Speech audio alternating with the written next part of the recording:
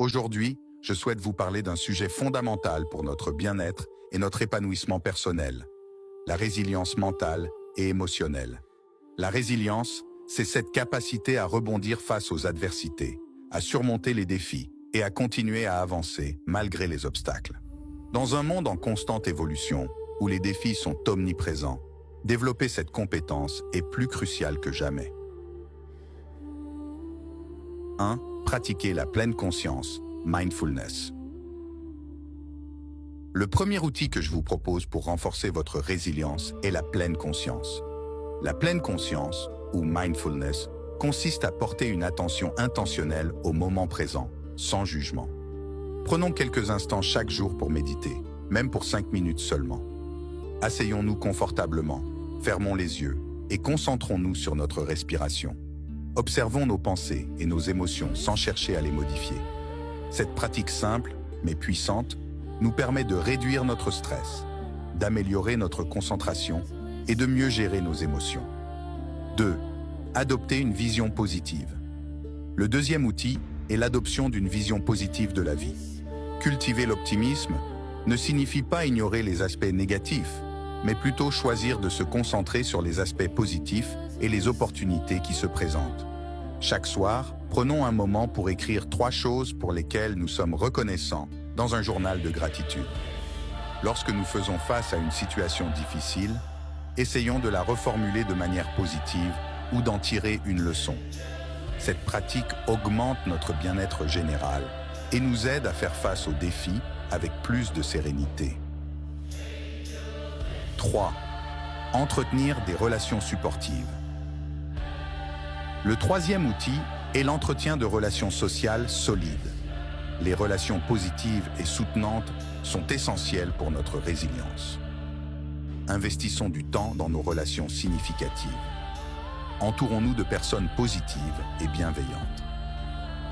N'hésitons pas à demander de l'aide ou à partager nos préoccupations avec nos amis, notre famille ou un thérapeute. Le soutien social réduit notre stress et nous offre un réseau de soutien indispensable en période de crise. 4. Fixer des objectifs réalistes et mesurables. Le quatrième outil consiste à fixer des objectifs réalistes et mesurables. Avoir des objectifs clairs nous donne un sens et une direction. Établissons des objectifs SMART, spécifiques, mesurables, atteignables, réalistes et temporellement définis. Découpons les grands objectifs en petites étapes réalisables pour éviter de nous sentir submergés. Cette approche nous donne de la clarté, nous motive et renforce notre confiance en nous en constatant nos progrès. 5. Pratiquer l'autocompassion.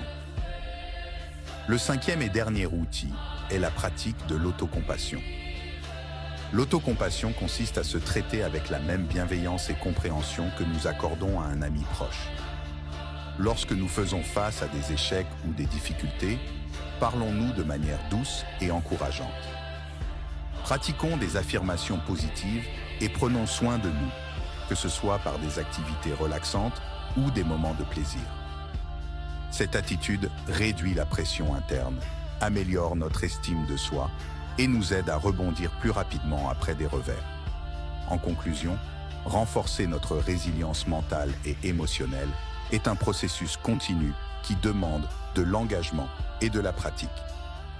En intégrant la pleine conscience, une vision positive, des relations supportives, des objectifs réalistes et l'autocompassion dans notre quotidien, nous pouvons développer notre capacité à surmonter les défis et à prospérer malgré les adversités. Je vous encourage tous à mettre en pratique ces outils et à devenir des exemples de résilience pour ceux qui vous entourent. Ensemble, nous pouvons créer un environnement où chacun se sent capable de faire face aux défis de la vie avec force et sérénité.